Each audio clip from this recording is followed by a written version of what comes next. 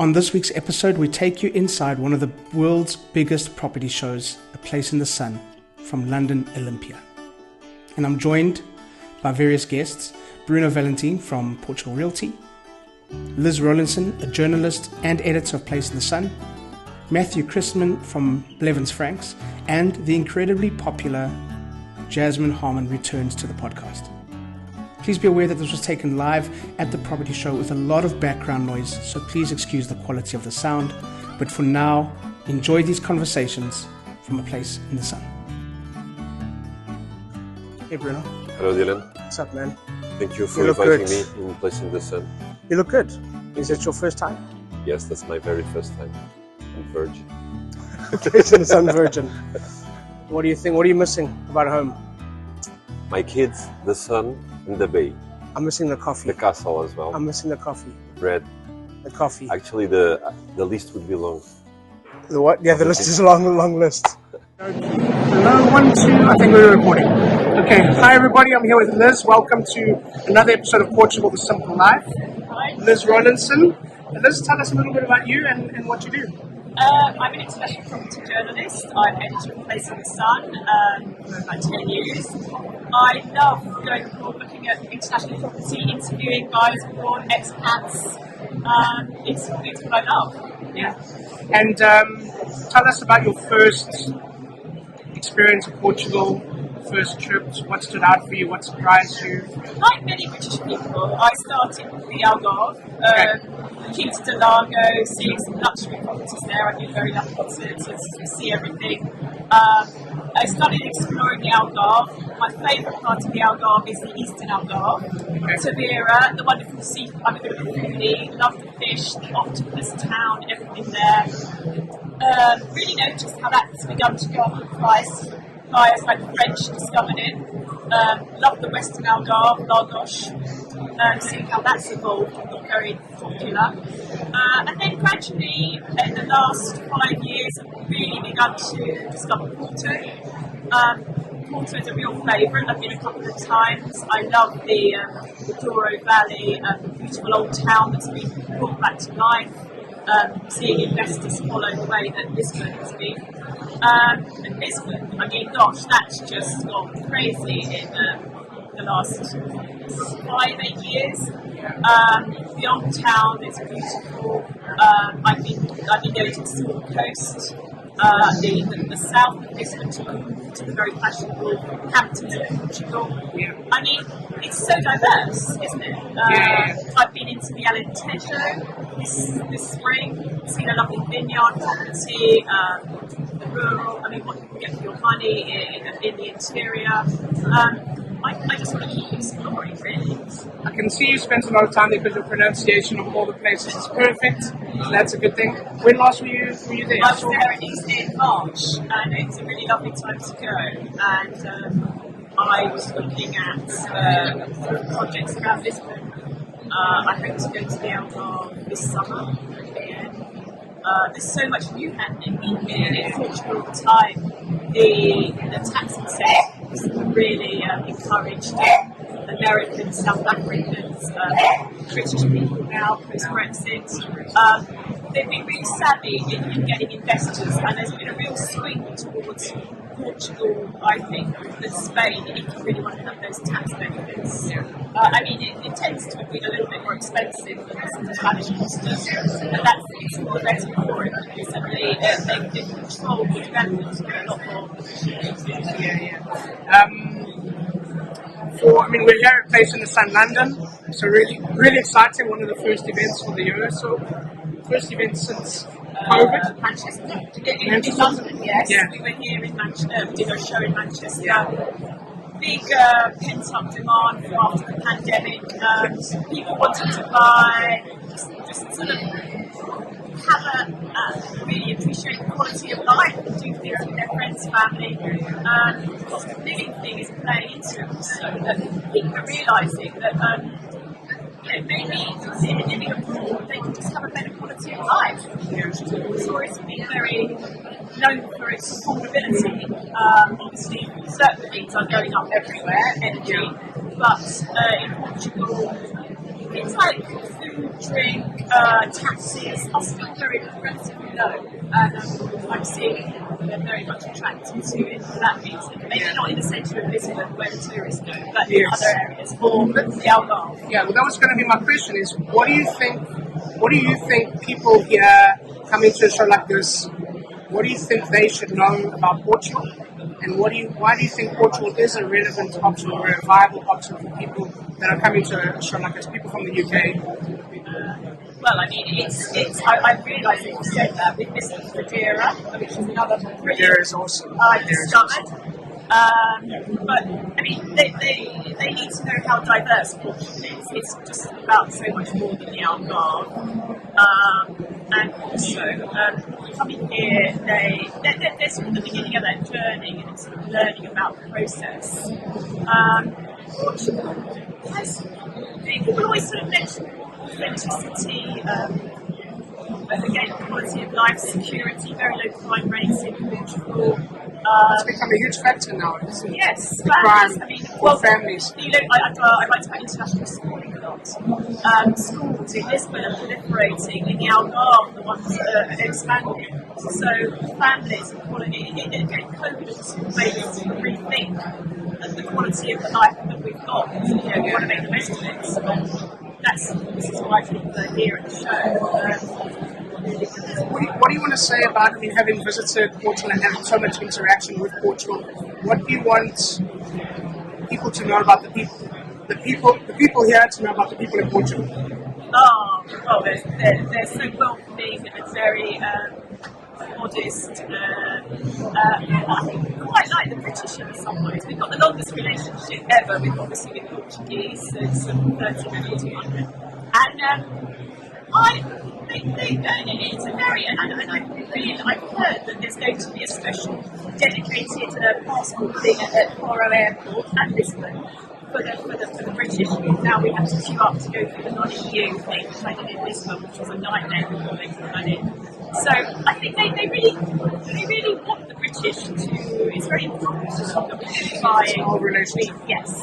And that's another attraction is that a lot of English is spoken because Portuguese is a very hard language to learn. And people do say to me, well, it's Lisbon, the Algarve, everyone can speak English, which is a big advantage. Yeah. As you know, the name of our podcast is Portugal, the Simple Life. The British have been through a bit of a rough couple of years, with Brexit, COVID. Politically, things are a little bit unstable. Not unstable, but a little bit aggressive, I suppose. The question, Portugal, Simple Life, why? Well, it is going back a few years to sort of, simple pleasures, beautiful landscape, the food and wine, values. Yes, as you say, in times of turmoil, you sort of naturally gravitate back to sort of the simplicity of perhaps how things used to be. And Portugal is big. It offers Spain, Portugal, and I think Portugal hasn't sort of moved so far ahead by Spain, and it's better for it. And actually, its slowness of life is something that people love about it. You just take a step down, you relax, and sometimes dealing with bureaucracy or things that might be a downside, but it's most people just want to sort of have a gentle way of life. Yeah. If you could pick a village to live in as your home village, where would you settle? Gosh, that's quite tricky because I have discovered these bits around Lisbon and the Silver Beaches and along the Silver Coast, possibly, but equally, as I mentioned, the Eastern Algarve is very lovely around there, and I can just eat so well if you live there, and you can just pop across the border to Spain for lunch. So, it's a hard one. A hard one, yeah, exactly. Thank you so much. Good luck with the rest of the show, and see you in Portugal sometime soon. Okay, Jasmine Harmon, hello. Bon dia. Bon dia, how are you? I'm good. A year ago we did a podcast interview. It was one of the best ever. Wow, really? Isn't it? A year ago already? Yeah, it was one of the first episodes. We've had episode 100 already. Oh my So word. we got you back here on the show. We heard live at Place in the Sun live. How does it feel to be back doing shows and all of that again? Do you know what, Dylan? It's so nice to be back here in London. We haven't done a show here in London for 3 years now, so it's fantastic. And we had a great day yesterday and Friday, so today, Sunday. There's loads of people queuing up outside. We're expecting to have another great day. It just feels really great to be able to kind of get back to normal after the pandemic. So now, we're able to do these sorts of things again. Yeah, you've got a really special relationship with Portugal, which is why we originally had you on the podcast. But I'll just give people a little bit of background about that relationship in a nutshell and why it's so special for you. Well, I moved to Portugal in my 20s and I lived there for nearly 4 years, on the Algarve actually, and worked there, and I had the best time. It was really, for me, like growing up, having my own independence, going somewhere new. And what I learned from that experience of moving to Portugal was that the world is your oyster. Not just me, but for anyone. You can do whatever you want to do. You just have to have the guts to be able to say, well, I'm going to make this happen. And be in the right mindset to make it work. And I've always, still now, 18 years after, or more, I think, after nearly 2 decades after leaving Portugal, I still have a soft spot for it. Yeah, you the girls, your daughters or your kids use Portuguese words for some things. I remember you were saying in the interview, you still use Portuguese at home. Yeah, we do, and they don't speak Portuguese. We did have a Portuguese au pair for a while, and at that point we all spoke more Portuguese, but we still say, they still call their sweet corn milho. We still say, if they want a glass of water, they say, can I have some agua? Things like that. Or if I see them climbing on something, I'm like, cuidado. So yeah, we do still use some Portuguese words. It would be nice actually to learn a little bit more of the language for them. That would make me really happy. We also, they both lost a tooth on the same day recently. And so we read the story, which we always read when one of them loses a tooth, called A Fada dos Dentes. And the Tooth Fairy, and they really love that story. And so they understand it now. We've read it so many times, they understand what it all means. And that's really nice. I'll offer some Portuguese lessons for them via Zoom or something. Okay. So it'll be fun. Yeah, I'll include my kids. My kids will help as well. Oh, fantastic. Thank you. What are some of the things now being here that, it's been about a year since you were back in Portugal, I think you said yesterday. What are some of the things that you're missing? Well, I was in Portugal for a few weeks last summer filming, and I had the kids with me. It was during the holidays, and we had just a brilliant time. Actually, Laura Hamilton was there with her family at the same time. We were in the same hotel, so the kids were all hanging out together while Laura and I were going off to work. And I really miss, the freedom, I think, for the kids to be able to just run around outside and play and, be able to just be kids. Which sometimes, when they're at school all the time, or they've got lessons, or they want to go on their computer games or things like that, they don't get such a great experience of being able to go to the beach. And, my daughter, Joy, and Laura's son, Rocco, spent about 4 hours just digging a massive hole on the beach. And they were like, we've made a swimming pool on the beach, just really, innocent fun like that, which is so lovely. But also, I really miss the lovely people. Because, the people in Portugal, that's a big part of the attraction for me. Is everybody is so lovely and welcoming, and, that's a big part of it. Well, about the people, because, here in the UK, everybody is coming to the show. It's been a couple of rough years here with Brexit, with COVID and everything. What do you think Portugal offers? I know one of the things is the people, so maybe you can shed a bit more light. And you've got an inside track to that because of where you lived and how you lived in Portugal. But also, what do you think Portugal has to offer for people at the show who have been through all the things that they've been through these last few years, as a place, as a destination, as a refuge, as a holiday home, as a place just where they can be happy. Going back to the first part of your question about the people, yes, I mean, having lived there, I felt very welcome, and I learned Portuguese when I was living out there. I'm very rusty now, to be honest, but it's still in there somewhere.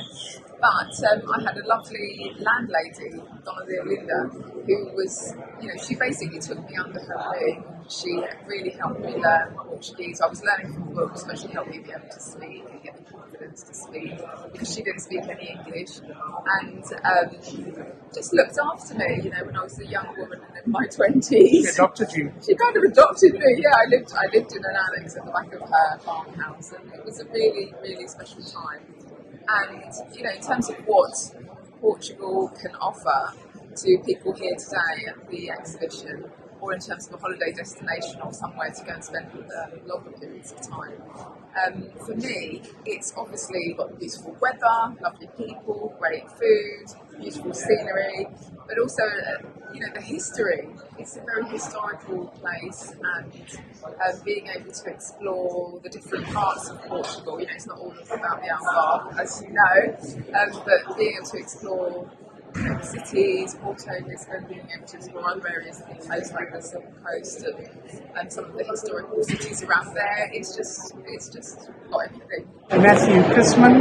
Matthew, how are you? I'm really well, thank you. How are you doing? Yeah, well. So we're placed in the Sun. It's one of the biggest shows in the world, really, in the UK. How good is it to be back doing shows again? Oh, it's so good. It's so good. Yeah.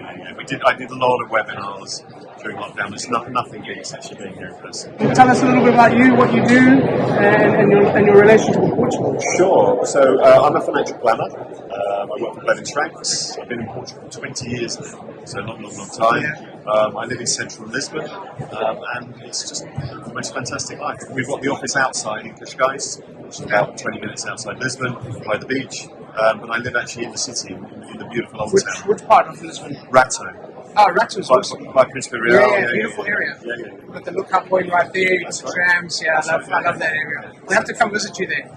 You're welcome anytime. You and I have something weirdly in common. We support the same football team in the UK and the same football team in Portugal. We do. And it's been years of suffering. Yeah, both teams are very, very similar. I mean, Arsenal in the UK, it's been 15 years of suffering. And then Sporting will finally won the league after 18 years. So it's been a long, barren period for both teams. Yeah, well, I mean, when I started, I don't know what it feels like to win with Sporting. Right. When I started supporting Sporting was before we had won anything. Yeah. We won a couple of cups, But, I mean, you fully integrated. Your daughter grew up in Lisbon. My daughter was born in Lisbon. She went to school in Lisbon. She grew up in Lisbon. Amazing. Went to a Portuguese school. She very much brought children up here and everything else. So it's, I mean, when you compare a city like this to Lisbon, what are some of the things that you'd enjoy and that were beneficial, like for your daughter growing up there, when you compare it to a place like London? Sure. I mean, it's completely different. It's not just the climate. I mean, living somewhere like Lisbon with its 300 sunny days a year, and it's Western European capitals. It has more sunny days than any other Western European capital, including Athens. But it's not just the weather. It's a lot more to it. It's the lifestyle. So living in a much smaller city like Lisbon, living in a city that is right by the sea, it's on the river estuary that you're 20 minutes to beaches. It's a slower pace of life. It's a more humane pace of life. People are fantastic with children. People look after the elderly as well. And it's not that London's great, but London you're always running. Lisbon, they really know how to live. They know how to live. Food as well. Food, as you know, is wonderful. We live in a wine growing region as well, which is rather nice. So we're drinking the local wine as well. We're eating fish caught out of the sea. Yeah, it's a healthier lifestyle as well. When I come back here, I find that I'm eating differently, I'm sleeping differently. I sleep better out there, I eat better, and I just feel better out there. Yeah, when people say, where's the wine region in Portugal? Portugal is a wine region, the whole country, It's amazing. It's a bit known fact, Portugal has per hectare more area under, or more hectares under vine than any country in the world. Green under vine, as in it has more land per hectare devoted to winemaking than any country in the world. I didn't know that. I knew that we're the second, or Portugal is the second most grape varieties. I didn't know that. Which for a little country is pretty phenomenal. It's crazy. About that, you talk about the pace of life, the food, and living in Portugal for a long time now. How has Portugal changed you? It's a great question. You're a different person to the guy that you were when you first arrived. I'd say my outlook's different. I mean, obviously we get older now because I'm 50 now. I moved to Portugal at 30. But it's changed me in the sense of I think I have a much better work-life balance because the lifestyle forces that. So not only do I live healthier, but I definitely have a much better balance, and I'm not just focused on career. So it gives you that broader perspective, and also it's more family focused, much more family focused. So I think it's good in that area because you generally spend a lot more time with your family. Dinners, weddings, big events. You bring your family, you bring the children. You go to birthdays and the parents and the grandparents are there. So it's a much more family environment. That's important. What for you? I mean, you guys, you've got your stand over there. You're giving tax advice to people. But what are some of the stuff that people are concerned about or asking in thinking about a move to Portugal that you picked up while being here at the show? I mean, one big difference, of course, is Brexit. Yeah. Which we're dealing with UK nationals. Brexit in the past, people could just step into Portugal with their passport, but they can't. You need a visa. So people are asking about the different types of visas and what works with it. And then after that, well, it's the fact that if you're moving to Portugal and you have UK pensions and investments, they can work perfectly well in the UK, but will they be as tax optimally suitable for you in Portugal? And the answer is generally normally no. There are things that people can do both before leaving the UK tax now and arriving in Portugal to make sure that they take advantage of all these fantastic tax breaks in Portugal. Let's look at the lifestyle aspect. And you mentioned Brexit. We're just coming out of COVID. It's been a couple of turbulent years for a lot of people, especially here. I kind of got the feeling there was just a sense of relief for people being able to come to a show again and do all these kind of things. But what do you think Portugal has to offer for people that are coming to the show that have been through these 3 or 4 tough, it's been longer now with Brexit as well, it's 3 or 4 or 5 tough years, looking for something different, looking for something and maybe a new lease of life? What do you think Portugal offers them as a location? Well, look, I mean, first of all, it's not very far from the UK, and that helps because there's a lot of places in the sun that are attractive. But if you're flying off to Florida or going to South Africa or other parts of the world, you're a long way from the UK. It's a 2.5 hour flight. First of all. Secondly, the Portuguese speak excellent English. You'll know that, Dylan. You'll know that. So you don't need to. It's nice to learn the language. It's nice to certainly learn a few words at least. You don't need to speak the language. You can be absolutely fine with English. The UK and Portugal have the world's oldest political alliance. So they're celebrating 650 years this year. And you feel that. 650? It's 650 this year, yeah. Wow. And you feel that. I mean, I used to live in Madrid before moving to Portugal. And I feel the difference in Portugal is that the people in general do like the Brits, and they're generally friendlier to foreigners, in my experience. So, yeah, it's a perfect place to move abroad, where you don't need to suddenly learn another language, and it doesn't feel so different because it's in Europe. Okay, let's have some fun. So, some quick fire questions. I didn't warn you about this, but here we go. Favorite Portuguese plate of food? I would say arroz de lingueirão, which is razor fish rice, which you get down in the Middle East coast, down on the Alentejo. Very nice. Yeah. Very nice. Okay. Favorite wine region? I'd say the Douro. Yeah. It's close, the Alentejo, but the Douro. The Douro's the Douro. Yeah. The Douro's the oldest. It's the oldest demarcated wine region in the world.